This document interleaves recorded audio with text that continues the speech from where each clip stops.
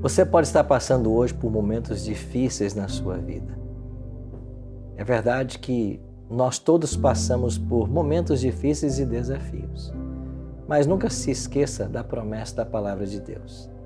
Ainda que eu ande pelo vale da sombra da morte, o Senhor vai estar conosco. O choro pode durar uma noite, mas a alegria vem pela manhã bem cedo. O mal não vai durar para sempre.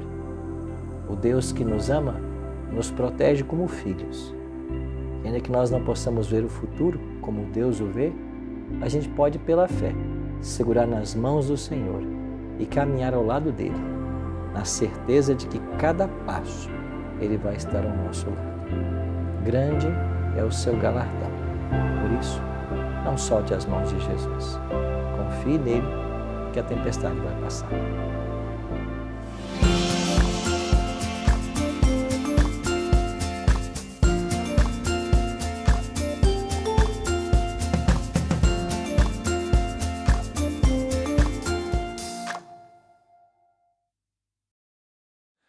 Pastor Arilton, que privilégio recebê-lo aqui no Terracota.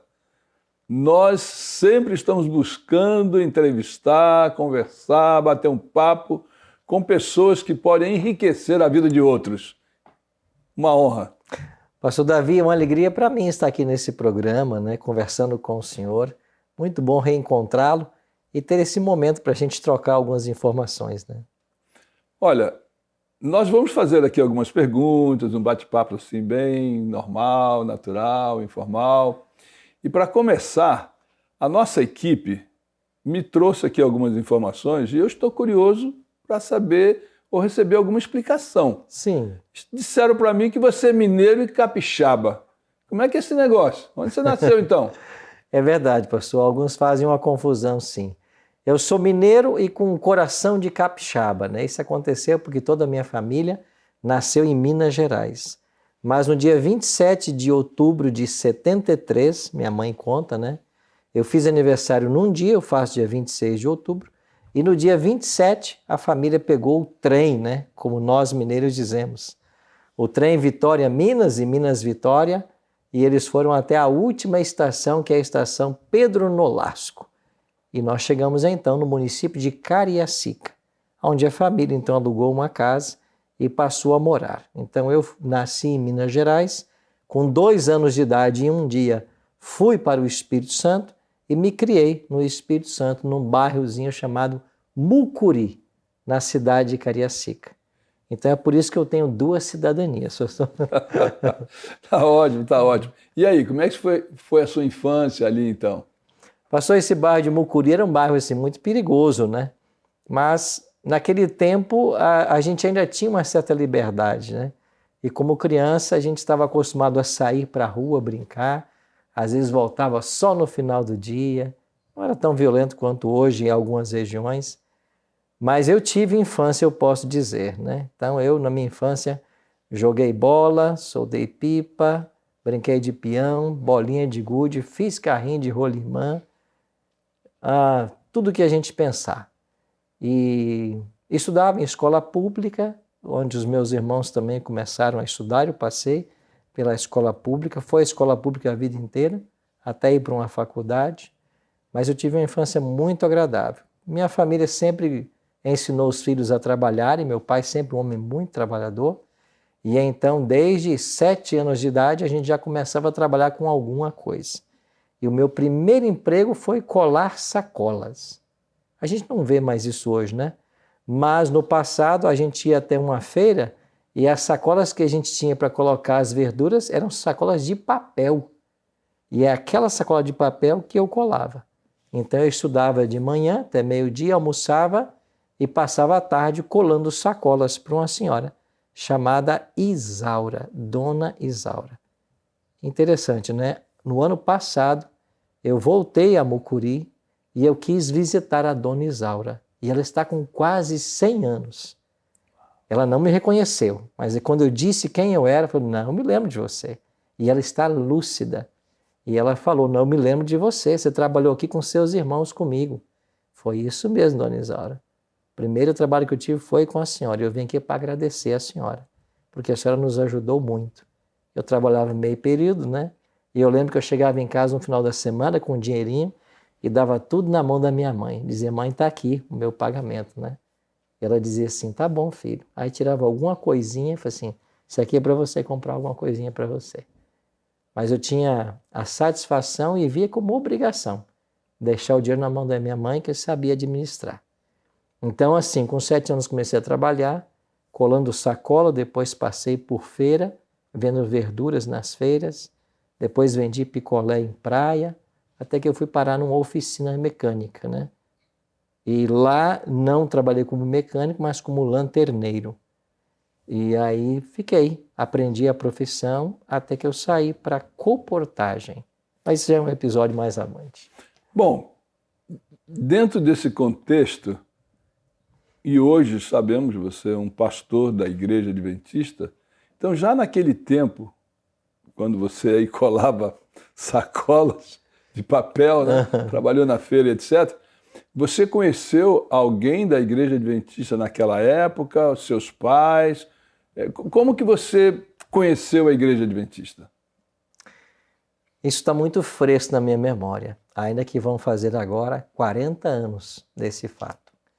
Mas há exatos 40 anos atrás, eu me lembro muito bem, eu estava num domingo à noite, na sala da minha casa assistindo TV. E naquele tempo eu estava com 13 anos, eu já trabalhava na oficina, lanternando, né, como lanterneiro, e eu assisti o programa Os Trapalhões.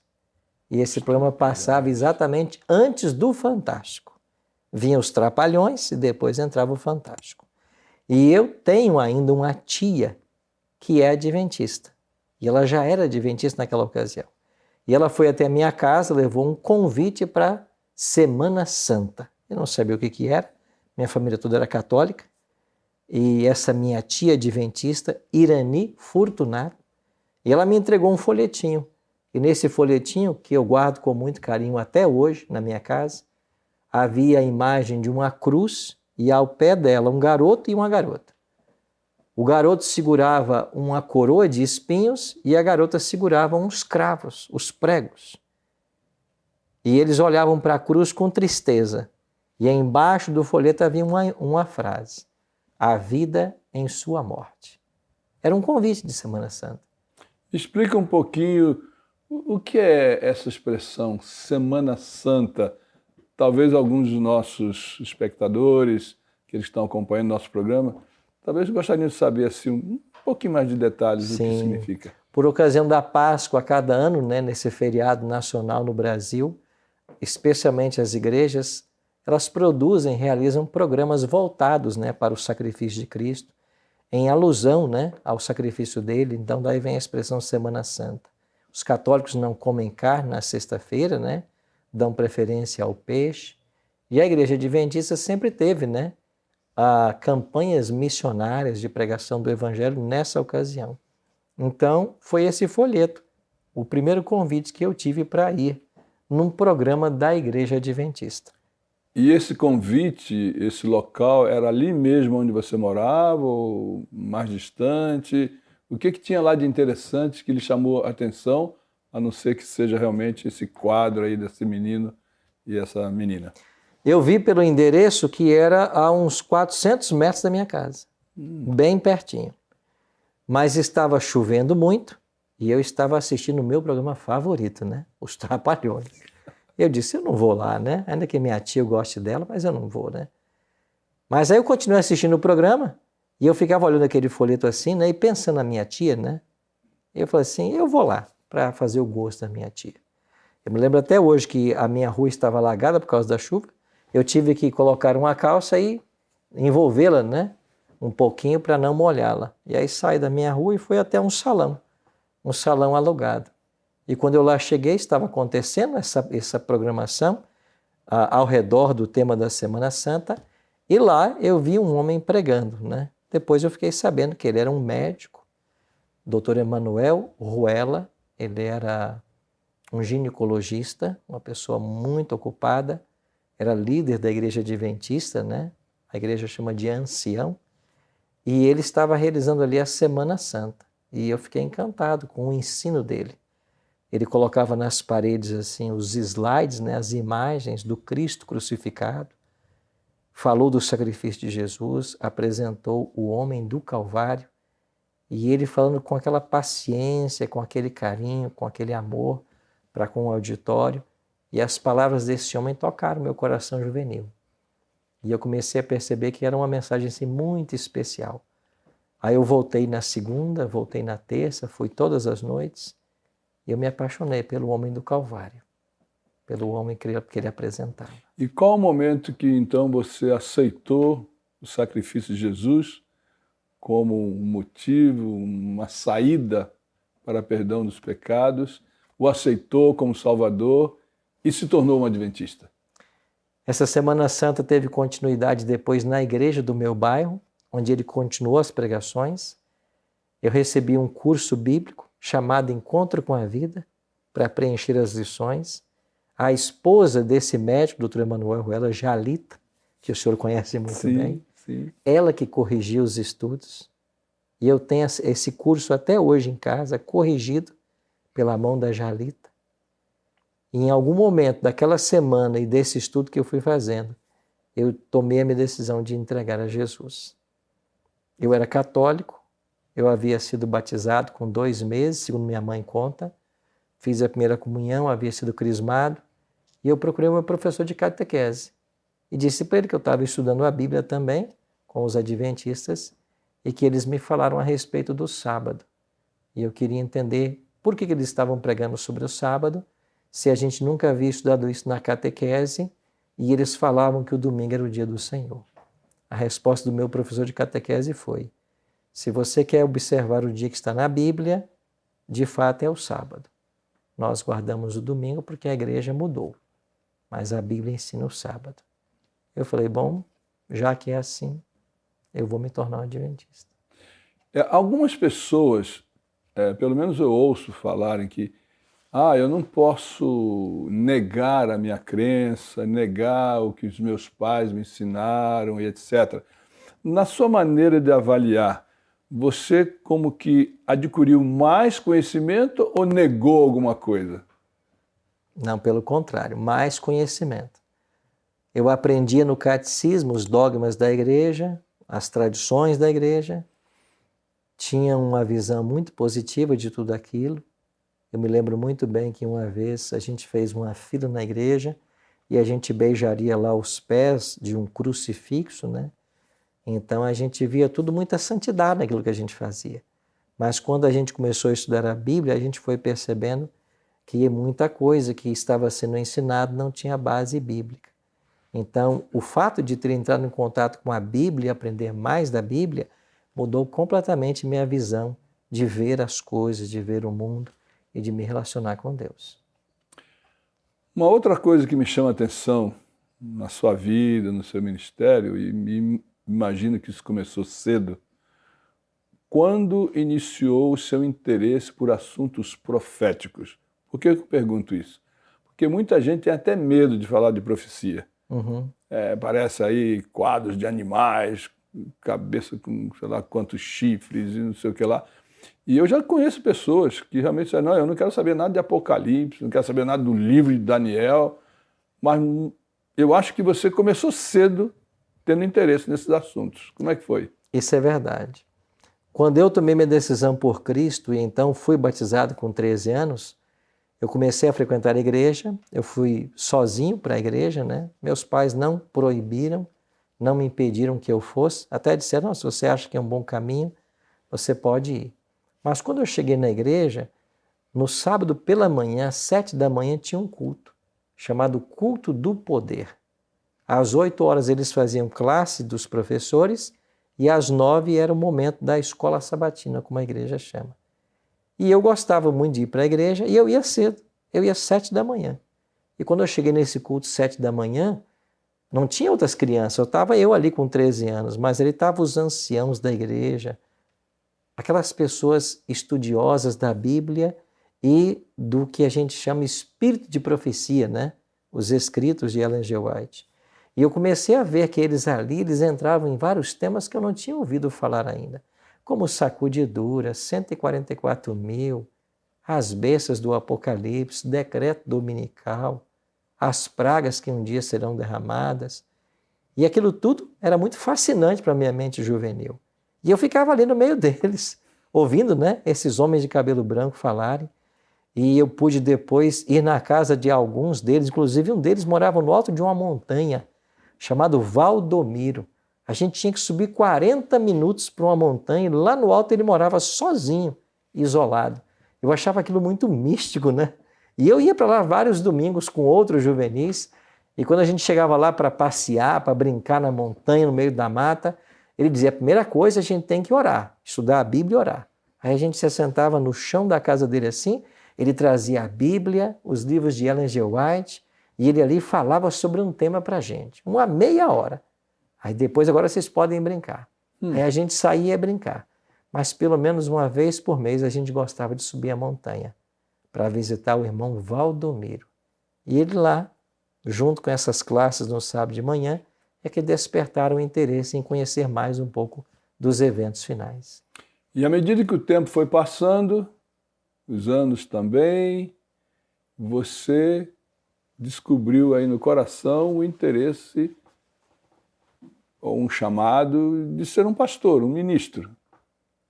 Alguém tocou em você para dizer, ei, está na hora. Como é que foi essa experiência? Esse mesmo doutor Emanuel Ruela, que fez a Semana Santa e depois o evangelismo na igreja. Você sabe que daquele ano, todo o esforço evangelístico que ele fez, só um garoto se batizou. Então alguém pode olhar para o evangelismo desse médico e dizer assim, olha, o evangelismo dele foi um fracasso esse ano. Ele só batizou um garoto de 13 anos. Eu fui o único fruto daquele evangelismo dele.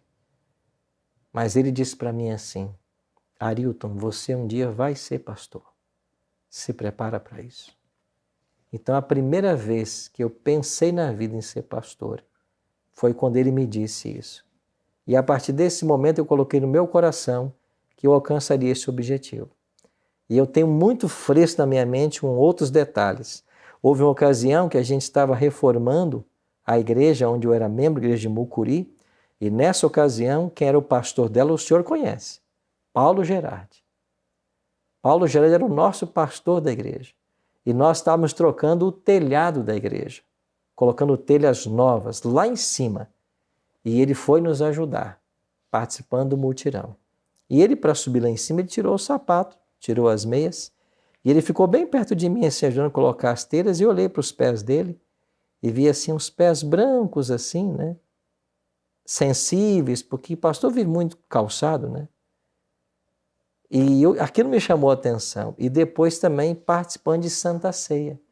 Vendo alguém lavar os pés dele também, eu ficava observando os pés dos pastores, e aí uns pés assim, sensíveis porque vive sempre calçado e tudo mais. E a gente tinha no pastor, e temos no pastor, uma figura muito especial, né? Como eu tenho no senhor, né? A gente tem um respeito muito grande, né, pelo ministério.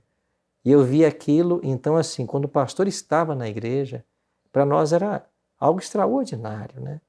E eu dizia assim, um dia eu quero ter os pés desse homem também. Um dia eu quero ser pastor também como ele. E aí eu convivi com outros pastores, como Pedro Simão Mansky, um pastor aposentado que vinha na minha igreja ministrar Santa Ceia, e tantos outros que passaram por ali e foram importantes para mim. Então, no convívio com esses pastores, o chamado foi cada vez mais sendo confirmado, até que eu deixei a oficina e disse para minha família, eu vou prestar o vestibular lá na Bahia. Se eu passar, é sinal de que Deus está me chamando para o ministério. E foi assim que o sonho começou a se realizar. Então, você foi para a Bahia com o desejo, a decisão de estudar teologia, se tornar pastor. Quando você se formou? Eu passei para a teologia no ano de 90, comecei em 91 o curso, me formei em 94, então foi de 91 a 94, e em 1º de fevereiro de 95 eu assumi o ministério. Quando você iniciou o seu ministério agora como pastor, já era casado, ainda não, e se era casado tinha filhos. Como você conheceu Juliana? Juliana. Não, eu me formei solteiro. Então, me formei solteiro, tinha 22 anos e fiquei muito tempo, muitos anos solteiro no ministério. O primeiro distrito que a igreja me deu foi São Mateus, norte do Espírito Santo. Então, lá passei 2 anos, depois fui a São Gabriel da Palha, depois fui a Vila Velha, o Ibis, depois fui trabalhar na associação. Agora, conhecer minha esposa foi algo bem especial, né? O senhor não vai lembrar disso, né? Mas tinha o Orkut, né? E o primeiro contato que eu tive com Juliana, a primeira mensagem que a gente trocou foi pelo Orkut. Na realidade, eu fui até a cidade de Montes Claros, no norte de Minas, para fazer propaganda da faculdade onde eu trabalhava. Eu lecionei por 2 anos na FAD Minas, que é uma faculdade, naquela época de Ciências Contábeis e Administração, em Lavras, Minas Gerais. E fui fazer propaganda da instituição no norte de Minas. E quando lá cheguei, fui almoçar na casa de 2 irmãs, Jussara e Juliana, e eu já fui meio orientado por um grande amigo, que é outro pastor também, pastor Antônio Pires. Ele me falou de Juliana, né? E falou de mim para ela também. O nome dele é Antônio, né? E é santo casamenteiro, Santo Antônio, né? Então, o pastor Antônio Pires, que é um grande amigo, foi ele quem nos aproximou. E a gente conversou naquele sábado, depois ficamos trocando mensagens por Orkut, e aí finalmente tomamos a decisão de começar a namorar, namoramos, e no dia 26 de dezembro, a gente então, passado um dia do Natal, a gente se casou. E depois desse casamento, Deus nos deu a bênção de 3 garotos. Que maravilha. Interessante, né? Como que as coisas vão se encaixando, né? É. E essa experiência de começar trabalho como pastor, eu nunca trabalhei no Brasil, Uhum. mas eu acompanhei bastante, porque, na verdade, não como pastor trabalhei lá, trabalhei no escritório e já sentia lá o drama dos pastores, né? Quantas igrejas você ficou responsável logo no início do seu ministério? Quando eu me formei, eu peguei um distrito com 11 igrejas. E a gente tinha que viajar, eu tinha igrejas aí a 110, 120 quilômetros de distância. A gente fazia um itinerário, né, para tentar atender todas elas. Dava uma atenção mais especial à igreja central, onde havia mais membros, mas a gente ia em todas elas. E havia um programa de visitação para que todas pudessem ser atendidas. Mas eu nunca me esqueço, quando eu cheguei para assumir o distrito, foi numa quinta-feira à noite. E quando eu cheguei, naquele distrito havia a casa pastoral, e lá havia alguns irmãos reunidos, um grupo de irmãos, eu acho que uns 25, 30 irmãos, estavam ali para me receber como novo pastor do distrito. E um dos anciãos, chamado Roberto, foi ele quem fez uma primeira mensagem que eu ouvi no meu distrito. Eles não pediram que eu pregasse, ele pregou nessa recepção. E eu nunca me esquecerei do que ele disse. Esse Roberto, ancião de igreja, falou assim: olha, pastor Ailton, o senhor está chegando hoje para ser o nosso pastor. Então não nos importa a sua idade, porque eu tinha 22 anos, né? Não nos importa o seu status social. Não nos importa o seu estado civil, que era solteiro. Não nos importa a sua juventude. A partir de hoje, você é o nosso pastor. E nós, anciãos, estamos aqui para apoiar seu ministério. E, de fato, não existe ministério pastoral sem um ancionato.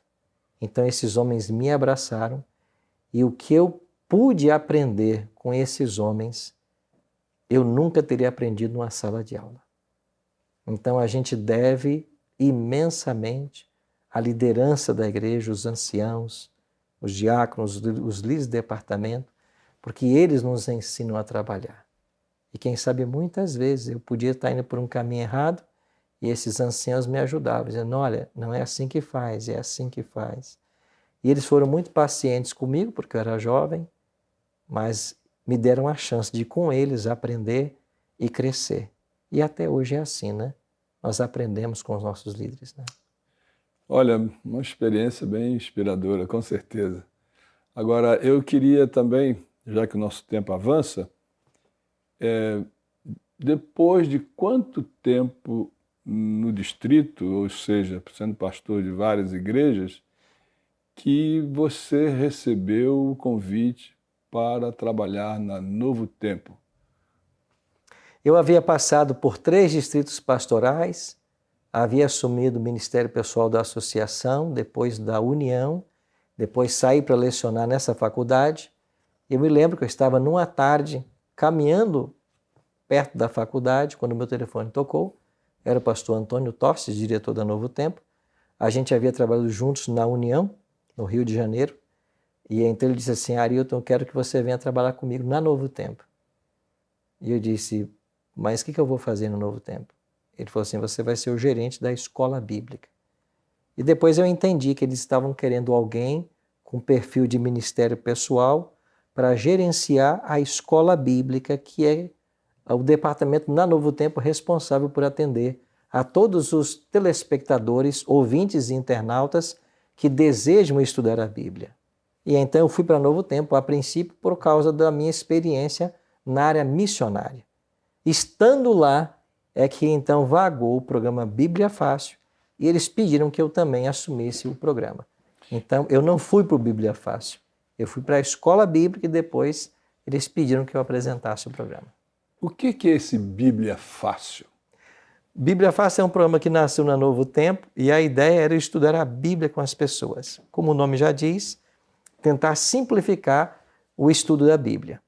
Mas quando eu cheguei lá e eles me pediram para apresentar o programa, o Daílson, né, era o diretor da TV, e ele então disse assim: Arilton, toma aqui 2 programas, assiste e depois você vai sentar com a produção para ver o que vocês pretendem fazer com esse programa, que sugestões vocês têm. Eu assisti os programas, ele tinha um formato, e depois de assistir, quando eu sentei com o Daílson e com a produção, eu disse assim: eu tenho só 2 sugestões a dar.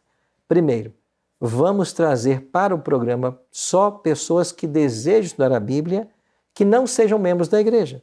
Pessoas que querem aprender estão nessa caminhada. Segundo, vamos fazer com eles uma gravação de temporada. Ao invés de trazê-los todas as semanas, vamos trazê-los para uma semana de imersão.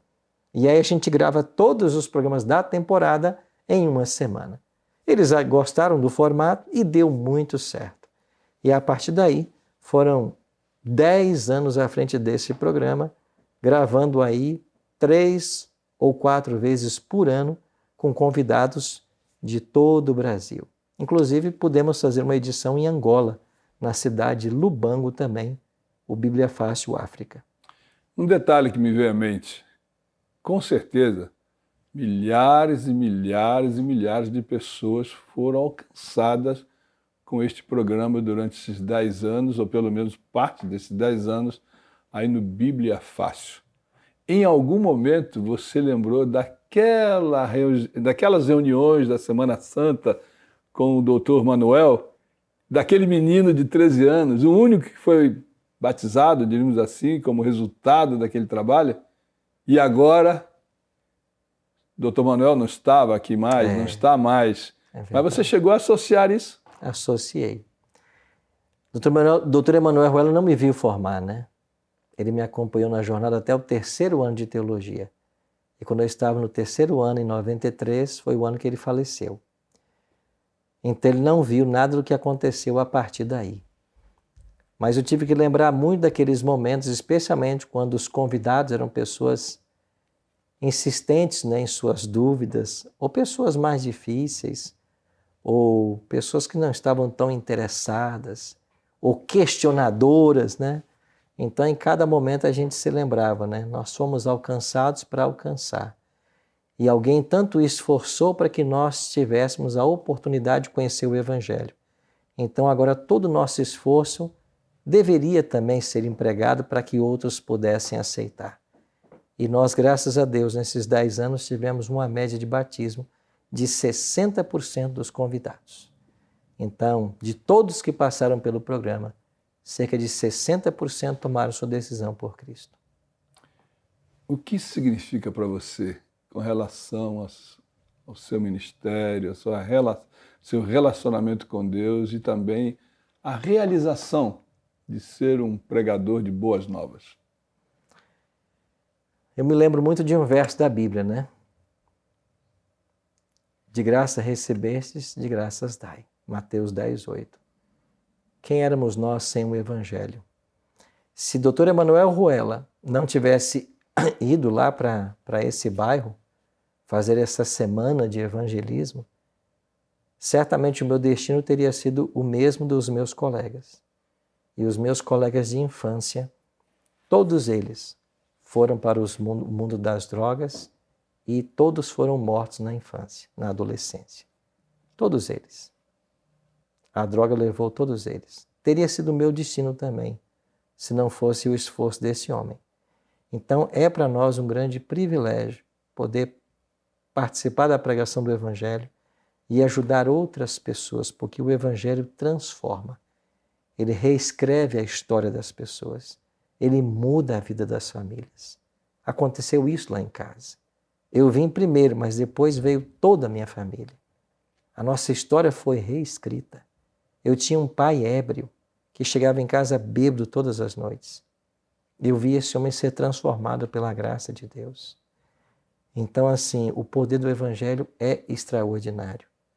E a gente só tem que cada vez mais agradecer a Deus por tudo que Ele fez por nós, ainda faz e fará, e nos dedicarmos cada vez mais para que outras pessoas conheçam as boas novas.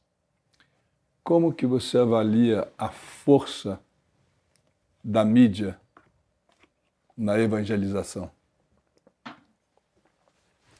Outro dia ele me perguntou um pouco sobre isso, né? Ele tinha vontade de começar um canal e começar alguma coisa para ensinar a Bíblia. Eu disse assim, nós temos que aproveitar todos os caminhos que estão disponíveis para tentar propagar as boas novas de Cristo. Não importa se é impresso, não importa se é um vídeo da internet, não importa se é um programa de rádio, se é um programa de TV, não importa se é uma rede social, se é um TikTok.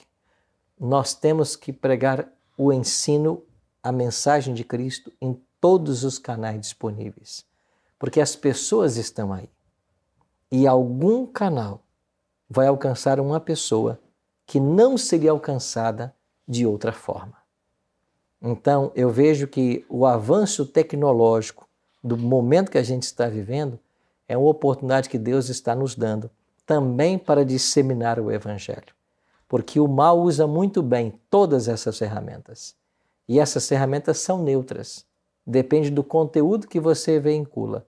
Então nós temos que aproveitar todos os recursos que nós temos para que a mensagem de salvação espalhe cada vez mais e mais pessoas, de alguma maneira, tenham acesso a essa mensagem. Hoje você está servindo a igreja em uma outra área geográfica, mais precisamente em Santa Catarina. Florianópolis. Florianópolis. E você está continuamente conectado com o mesmo tipo de trabalho, usando a mídia, na pregação do Evangelho. E, claro, nós estamos aqui na área de Washington, no momento dessa gravação. E qual o objetivo da sua vinda aqui especificamente com relação ao seu trabalho? Nós estamos aqui em Washington produzindo uma série sobre o Apocalipse, capítulo 13. Essa série tem 2 etapas. A primeira foi gravada no ano passado, na Europa, e a segunda parte está terminando hoje, as gravações aqui em Washington. Nós queremos apresentar um documentário verso por verso de Apocalipse 13 e fazer uma conexão das profecias do passado com aquilo que agora está acontecendo e deixar claro que Deus tem uma mensagem para o tempo presente, Deus tem um povo no tempo presente e Deus tem um projeto para a humanidade, para salvar o ser humano. E cada ser humano vai ter que escolher de que lado ficar. Então o Apocalipse 13 foi escolhido para esse documentário porque ele é o ápice do grande conflito entre o bem e o mal, quando as pessoas terão que decidir de que lado ficar. E esse ápice está intimamente relacionado com a terra que nós estamos, os Estados Unidos. E mais detalhes só no documentário. E quando você retornar, você vai distribuir, vai projetar esse plano, esse material, ali nessa área que você trabalha, em Florianópolis? Também para aquela área, mas vai ser um material aberto para todo mundo. Então nós queremos disponibilizar isso para a maior quantidade de pessoas possível. Então cada episódio que for sendo lançado, ele vai buscar ter uma repercussão, um alcance no mundo inteiro. Inclusive, já estamos em tratativas para que ele seja dublado para outras línguas também. Você também é escritor, né? Pelo menos tem um livro sobre Daniel, tem um livro sobre o Apocalipse, tem um livro sobre a pessoa do Espírito Santo. Qual é o foco dessas mensagens? O foco é o tempo em que nós estamos vivendo. Todas elas têm um teor escatológico. Nós, adventistas, nos vemos como um movimento escatológico com a mensagem para o tempo do fim. Então, todas essas obras, elas procuram despertar as pessoas para o tempo em que nós estamos vivendo. Nós estamos vivendo na hora undécima, às vésperas do fechamento da porta da graça e da conclusão do ministério de Cristo no santuário celestial. Então, esses livros apocalípticos, eles contêm a mensagem para o tempo presente. E o Espírito Santo é o Deus responsável nesse momento para fazer com que essa mensagem alcance o mundo inteiro. É por isso que essa temática está indo nessa direção. Agora uma variante. Algo inusitado que aconteceu no seu ministério que você não pode esquecer. Claro, eu imagino que muitas coisas extraordinárias, mas conte uma dessas aí para nós. Bom, são várias histórias, né? A gente tem o privilégio de trabalhar com muitas pessoas, de ver muitos milagres, de ver muitas vidas transformadas. Eu podia contar várias histórias, deixa eu pensar uma que seja bem breve. Nós, quando no Bíblia Fácil, nós sempre gravávamos com 10 convidados. E as pessoas, para se inscreverem no programa, gravavam vídeos, eu assistia com a produção a esses vídeos e depois selecionávamos 10 perfis diferentes. Por uma temporada, um dia chegou um vídeo, o vídeo mais lacônico que nós já recebemos em toda a história do programa. Um fazendeiro do Mato Grosso gravou o vídeo no celular e ele disse apenas assim: eu não acredito em Deus, eu não acredito na Bíblia, mas se me chamarem para gravar esse programa, eu vou.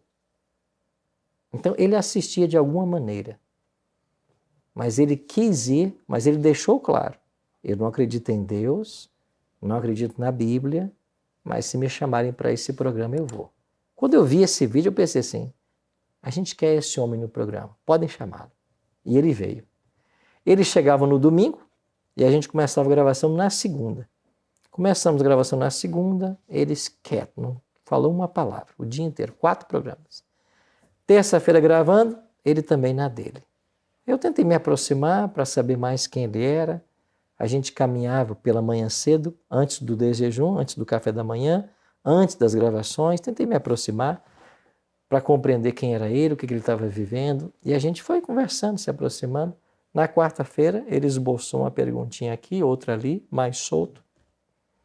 Mas na quinta-feira pela manhã, depois de estudar a Bíblia segunda, terça e quarta, eu coloquei o meu prato no café da manhã, me assentei lá no Cevis, em São Paulo, onde a gente gravava nesse momento o programa. E quando eu me assentei à mesa, ele também chegou e disse: pastor, posso me sentar com o senhor? Eu disse: pode, claro. Ele sentou-se na minha frente e disse assim: pastor, de ontem para cá eu sou um novo homem. Eu disse: é mesmo? Por que você é um novo homem? Porque agora eu acredito em Deus.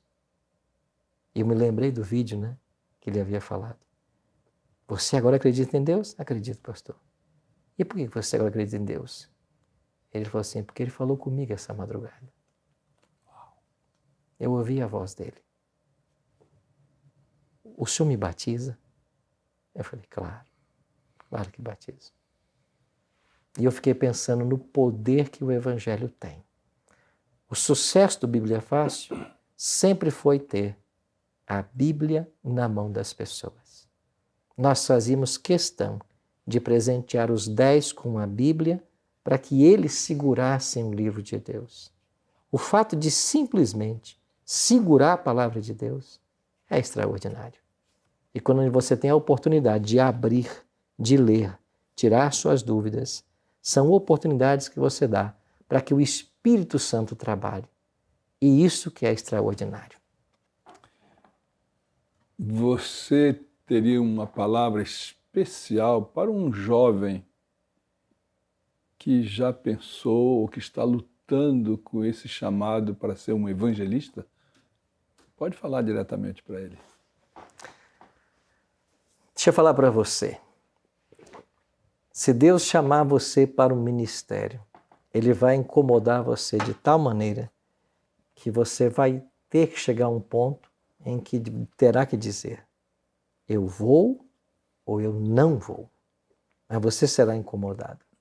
Mas o simples fato de já estar sendo incomodado para isso é prova de que o Espírito Santo tem algo especial para você.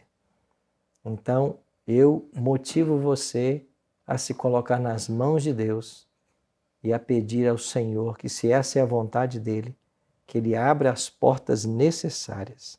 E Ele vai abrir todas as portas, porque aquele Deus que nos chama é o Deus também que nos capacita e que nos dá toda a condição de nos tornarmos um ministro nas mãos do Senhor. Pastor, estou curioso e muita gente deve estar curiosa. Fale para mim sobre a sua família com relação ao seu ministério, os seus filhos, nome deles e quem é o Arilton Oliveira em casa. Eu tenho uma esposa maravilhosa, né? Juliana. É um presente que Deus colocou na minha vida e desde que a gente começou a namorar, nos casamos, nós sempre tivemos o sonho de ter filhos. Inclusive ela queria 4, né? Mas eu achei muito e 3 foram bons. Deus nos deu o Rafael, que está hoje com 11 anos, o Mateus, que está com 9 anos, e o Lucas, que está com 7 anos, talvez 8, quando esse vídeo for sendo levado ao ar. São 3 presentes de Deus. Em casa, a gente é família pastoral. O nosso maior desafio como pastores é ser pastor também em casa.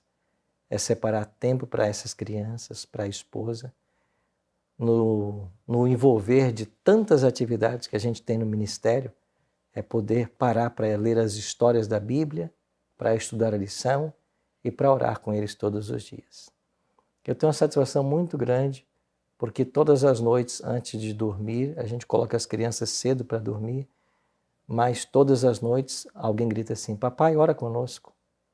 Então eu fico pensando assim, que privilégio a gente tem de ter filhos que querem orações. Aí toda noite, se por acaso eu me esqueço de orar, se eu coloco no quarto e saio, papai, ora conosco. Aí a gente vai lá no quarto para fazer a oração antes de dormir. Então eu me sinto muito abençoado com os meus filhos. E tenho colocado no coração deles o amor a Deus e o amor à palavra. E tenho dito para eles: vocês precisam ser úteis à causa de Deus. Se preocupem em ajudar pessoas e salvar vidas.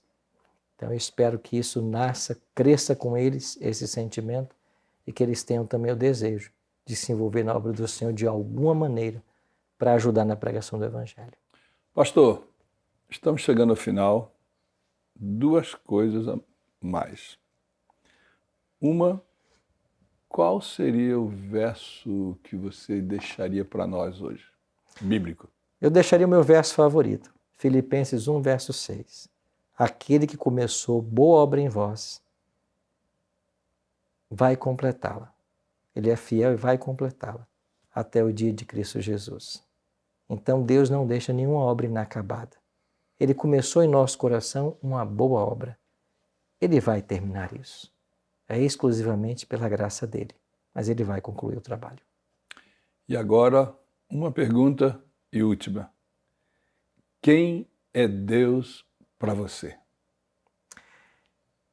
Deus é um ser pessoal, que eu senti pela primeira vez a presença física dele num sábado, quando eu estava dentro da minha igreja, mas o culto era muito longo para um garoto de 13 anos, e eu peguei a minha Bíblia que eles haviam me presenteado, fui para trás da igreja e me assentei e me encostei num grande pé de manga que lá tinha. E disse para Deus assim: lá na igreja não está muito legal hoje. Eu não estou entendendo muita coisa. Mas eu queria que o Senhor falasse comigo. Hoje é sábado, é o seu dia. Eu queria que o Senhor falasse comigo. Eu fechei meus olhos, a minha inocência juvenil. Eu senti um ser se aproximar. Eu senti a presença de Jesus. E ele falava comigo. não com a voz audível, mas ele impressionava a minha mente no sentido de que ele estava ali. Era uma presença real. Eu sentia a influência dele. Isso se repetiu muitas vezes na minha infância e na minha vida. Houve momentos que também eu pedi que Deus sempre estivesse comigo, especialmente quando ainda pastor, solteiro, chegava em casa às vezes num sábado cansado, não tinha ninguém em casa. Eu dizia: Senhor, a tarefa é muito grande e eu sou muito pequeno. No meu segundo distrito, eu tinha mais de 1.200 membros para cuidar. E eu tinha 24 anos de idade. Solteiro, e quando eu chegava em casa um sábado à noite, eu me via totalmente sozinho. E eu dizia para Deus assim: se o Senhor não ficar comigo, se o Senhor não estiver do meu lado, eu não vou suportar a pressão. E eu muitas vezes adormecia.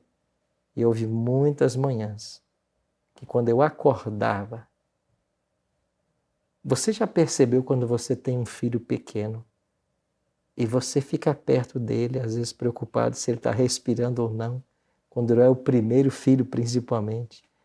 Ou quando você acorda na madrugada e vê o seu filho ali e você quer todo o bem para aquela criança e você está ali para o que ele precisar. Era assim que eu me encontrei várias vezes com Deus. E havia manhãs que quando eu acordava, eu sentia assim Deus muito perto, como que se esquecendo de se ausentar antes que eu acordasse. Mas não era esquecimento. Ele queria que ficasse claro para mim que ele estava ali, do meu lado. Então isso foi muito marcante para mim. Senti sempre a presença de Deus. E houve uma ocasião que no Bíblia Fácil a gente gravou com muita dificuldade, porque haviam líderes, pastores no grupo de convidados.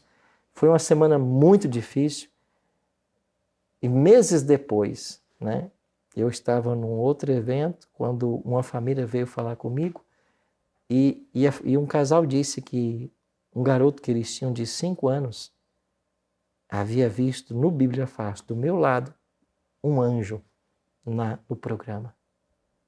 E quando eu fiquei sabendo dessa história e peguei esse garoto no colo, o João Gabriel, 5 aninhos, ele disse para os pais: papai, o senhor está vendo? Mamãe está vendo? Na TV? O que, meu filho?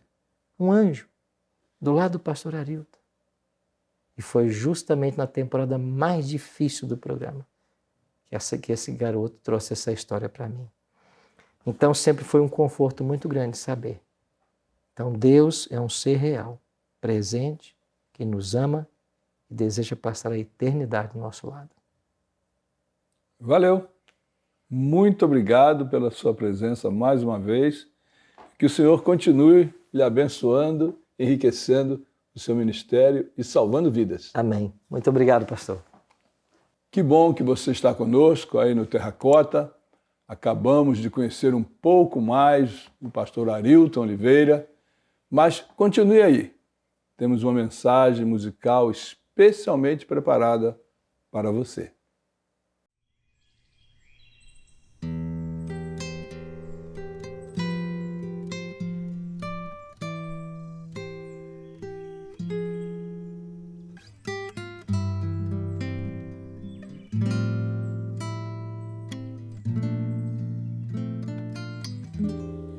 Há um país nas terras de além,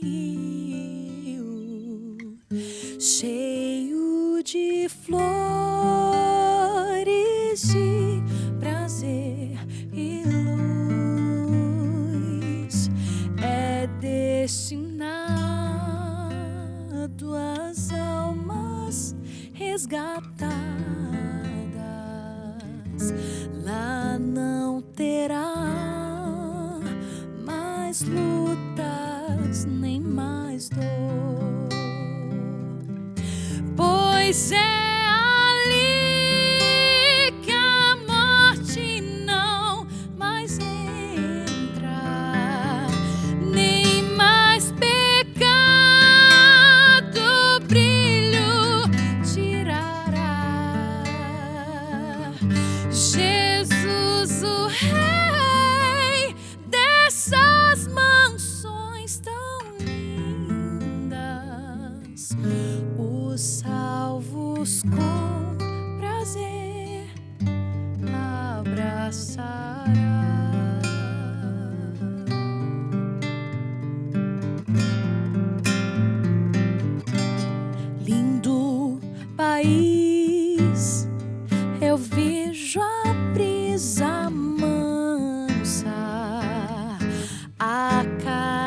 regar campinas e jardins e embalar as palmas prateadas dos perfumados vales com jasmim. E quando o sol se põe no horizonte, eu julgo ver os sonhos estilar. Vejo os amigos já ressuscitados. Vi todos nós o nosso bom Jesus louvar.